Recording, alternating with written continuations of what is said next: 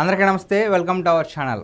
ఒక సరైన రాజు చేతిలో రాజ్యం ఉంటే ఆ రాజ్యంలో ఉన్న ప్రజలను ఏ విధంగా చూసుకుంటాడు అనే దానికి పర్ఫెక్ట్ ఎగ్జాంపుల్ చంద్రబాబు నాయుడు గారండి. సో అదేవిధంగా తన చేతిలో అధికారం ఉంది కాబట్టి ఒక సరైన నాయకుడి చేతిలో అధికారం ఉంటే ఏం చేయొచ్చు అనేది బాబు గారు చేస్తున్నారు. సో చాలామంది ఏమనుకుంటారంటే మనకు 5 ఏళ్ళు అధికారం ఉంది కదా, ఎలా పడితే అలా అడ్డంగా దోచేసుకోవచ్చు, ఫుల్గా ఎంజాయ్ చేయొచ్చు, మరో 2-3 తరాల వరకు కూడా కూర్చుని తిన్నా సరే కరగని ఆస్తుల్ని మనం సంపాదించుకోవచ్చు అనుకుంటారు. అదంతా గత ప్రభుత్వం వైసీపీలో జరుగుద్దేమో కానీ కూటమి ప్రభుత్వంలో జరిగే ప్రసక్తే లేదు.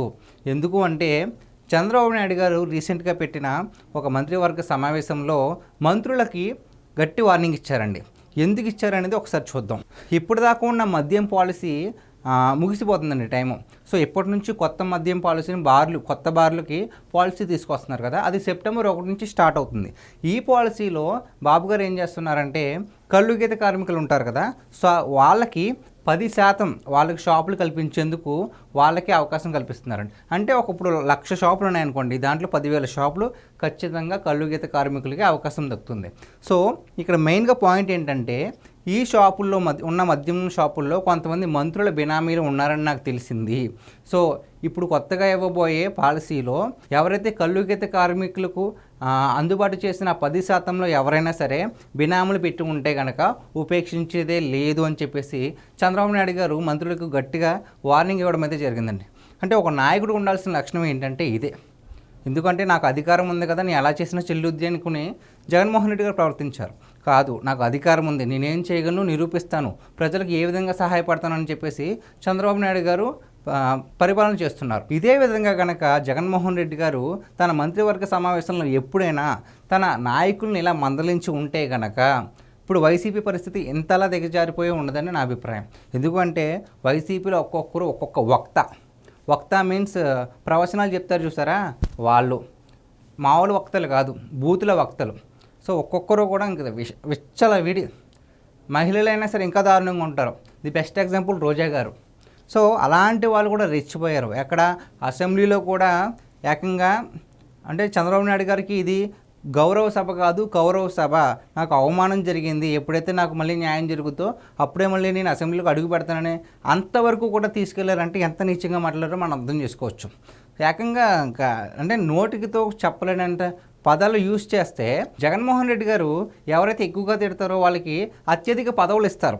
దాంతో వాళ్ళు ఇంకా రెచ్చిపోయేవారు. వాళ్ళకి కావాల్సిందేంటి పదవి, ఆ పదవి ద్వారా అడ్డం పెట్టుకుని ఎంతకాలం అడ్డంగా దోచేసుకోవచ్చు. ఈ ప్లాన్తోనే 5 ఏళ్ళు సాగింది తప్ప వీళ్ళ వల్ల ప్రజలు ఎంతలా నరకం అనుభవించారో వాళ్ళకే తెలుసు. సో మొత్తానికి ఆ నరకం నుంచి బయటపడ్డారు. ప్రజెంట్ ఈ కూటమి ప్రభుత్వంలో కూడా ఎటువంటి తప్పులు జరగకుండా చంద్రబాబు నాయుడు గారు చూసుకుంటున్నారు. అదేవిధంగా ఈ కళ్ళు గీత కార్మికులకు ఎటువంటి నష్టం కలగకూడదని 10% కూడా వాళ్ళకే అవకాశాలు అందించాలని చెప్పేసి దీంట్లో ఏ మంత్రి కూడా జోక్యం తీసుకోవద్దని చెప్పారు. ఇంకొక విషయం ఏం చెప్పారంటే ఆగస్టు 15 నుంచి మహిళలకు ఉచిత బస్సు ఇస్తున్నారు కదండి, స్త్రీ శక్తి పేరుతో. సో దాంట్లో ప్రతి ఒక్క మంత్రి కూడా వెళ్ళి స్టార్ట్ చేయాలి, అది కార్యక్రమాన్ని ప్రారంభించాలని చెప్పారు. కానీ చాలామంది మంత్రులు చెప్పిన సమాధానం ఏంటంటే ఆ రోజు స్వాతంత్ర దినోత్సవం కదండి, సో పనులు ఉంటాయి, కొన్ని చోట్లకి వెళ్ళాలి, జెండా వందనం చేయాలని చెప్పారు. బాబు గారు ఏం చెప్పారు తెలుసా, అయినా సరే ఆ పనిని ముగించుకుని అడ్జస్ట్ చేసుకునే టైంని ఎలాగైనా సరే వెళ్ళి ప్రారంభించండి. అంటే పర్ఫెక్ట్ నాయకుడికి ఉండాల్సిన లక్షణం ఏంటంటే మిగిలిన మంత్రులను కంట్రోల్ చేయడం అంటే నియంత్రించడం కాదు, వాళ్ళని భయపెట్టడం కాదు, సక్రమంగా ఉండేలా చూసుకోవడం. దానికి పర్ఫెక్ట్ ఎగ్జాంపుల్ చంద్రబాబు నాయుడు గారు. ఇంకొక విషయం ఏం చెప్పారంటే సింగపూర్ పర్యటన వివరాల గురించి కేబినెట్ సమావేశంలో సమాచార మంత్రులకు చెప్పారు. ఏమని, వైఎస్ జగన్ దెబ్బకు సింగపూర్ వాళ్ళు ఎట్టి పరిస్థితుల్లోనూ ఏపీకి వచ్చి పెట్టుబడులు పెట్టము అని చెప్పారు. సీడ్ క్యాపిటల్లో భాగస్వామ్యం కాబోము అని చెప్పారంట. అక్కడకు వెళ్ళి సింగపూర్ మంత్రులను ఆనాడు జగన్ ప్రభుత్వ పెద్దలు బెదిరించారు. జగన్మోహన్ రెడ్డి గారి దయ వల్ల ఏకంగా మన ఏపీ ప్రభుత్వం యొక్క పరువు సింగపూర్లో కూడా పోయింది. ఏమంటున్నారు, జగన్ గారి వల్ల మేము పడ్డ బాధలు చాలు, ఇంకా మేము రాము, మీ దాంట్లోకి వచ్చి స్టేట్ క్యాపిటల్లో మేము పెట్టుబడులు పెట్టము అంటున్నారు. కనీసం మీ మద్దతన్నా మాకు ఇవ్వండి అని చెప్పేసి వాళ్ళ ద్వారా మద్దతును తీసుకుని వచ్చారు తప్ప వాళ్ళ ద్వారా పెట్టుబడులు పెట్టించేందుకు సీడ్ క్యాపిటల్లో పెట్టుబడులు పెట్టించేందుకు ప్రయత్నం చేసినా ఫలించలేకపోయాం. దేనికి? ది గ్రేట్ జగన్మోహన్ రెడ్డి గారి పరిపాలన వల్ల. సో ఒక మంచి నాయకుడికి ముంచే నాయకుడికి డిఫరెన్స్ ఏంటో ఈ వీడియోలో మనం తెలుసుకున్నాం. కాబట్టి ఈ వీడియో పైన మీ విలువైన అభిప్రాయాన్ని కామెంట్ రూపంలో తెలియజేయండి. Thank you so much.